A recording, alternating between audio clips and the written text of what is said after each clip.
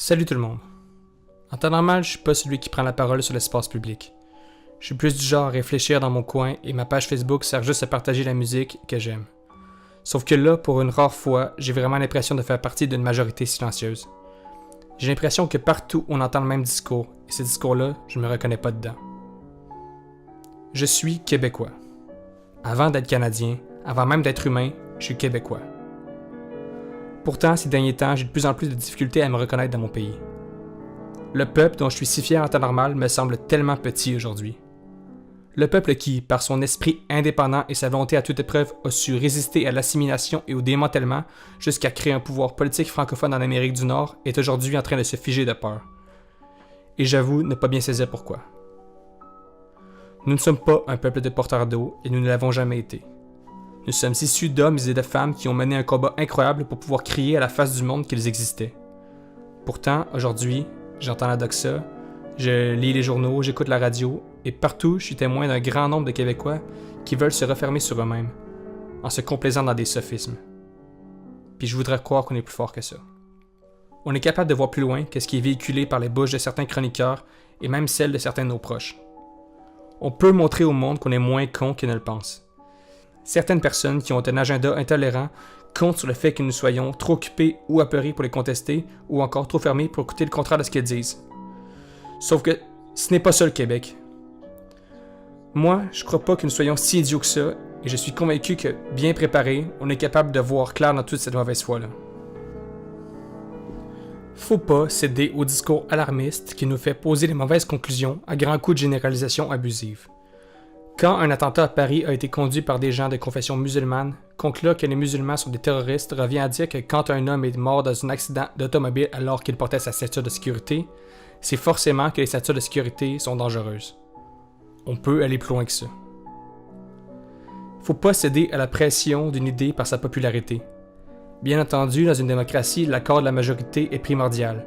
Mais, faire opposer un argument là-dessus nous fait tomber dans la facilité en se disant simplement « J'ai pas besoin de m'opposer plus de questions. Si des gens comme moi y croient, c'est forcément qu'ils y ont réfléchi et qu'ils ont raison. » Alors que non. Le principe même de ce type de discours repose sur le fait de faire davantage confiance au jugement des autres qu'au sien. Quand 60% des Québécois sont contre la migration de Syriens, ça vous rend pas moins québécois d'être pour. On peut aller plus loin.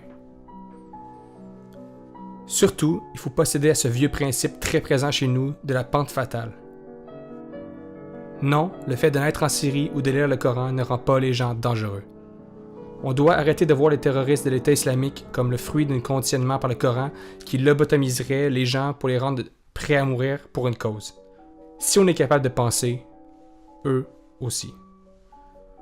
On fabrique pas un soldat prêt à tout en claquant des doigts. Les conditionnements qu'opèrent les terroristes fonctionnent parce qu'ils proviennent de bases réelles. C'est pas une simple question de nous gentils puis eux méchants. Les dirigeants de l'État islamique ont un objectif politique auquel des gens, dans les bonnes conditions, peuvent adhérer.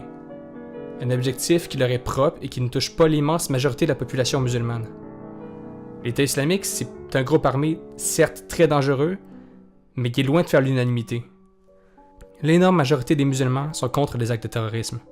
Pour cause, ce sont eux les premières victimes de ces extrémistes-là.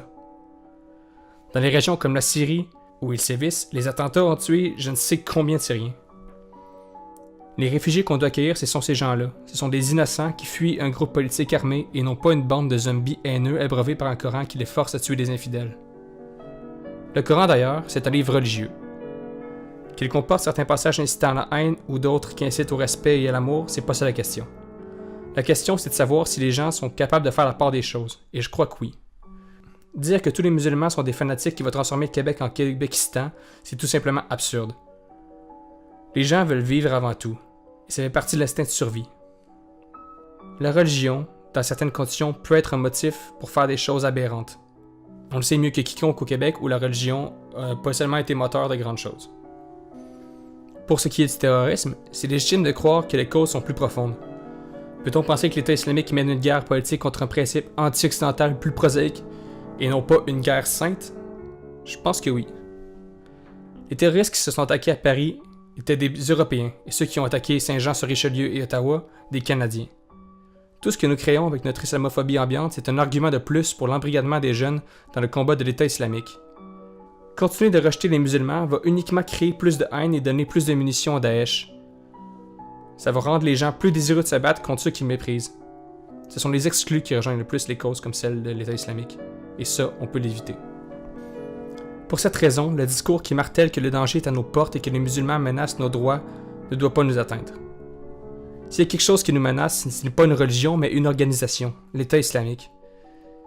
Et celle-ci ne dominera jamais le monde par la force, ni par l'infiltration, tout simplement parce que son discours ne fédéralise qu'une infime partie, non seulement du monde arabe, mais de l'humanité. Ça, ils le savent, et c'est pour ça qu'ils jouent la carte de la guerre sainte. Ils comptent sur le fait que nous fassions des amalgames. Mais on est plus fort que ça au Québec. On est capable de faire preuve de compassion pour des gens qui, comme nous, cherchent uniquement une bonne façon de vivre leur vie. Le Québec, avant tout, c'est la terre de la différence en Amérique. C'est cet amour de la différence qui nous permet d'être encore vivants aujourd'hui. Et pour ma part, je sais que nous serons invincibles tant qu'on continuera de le croire.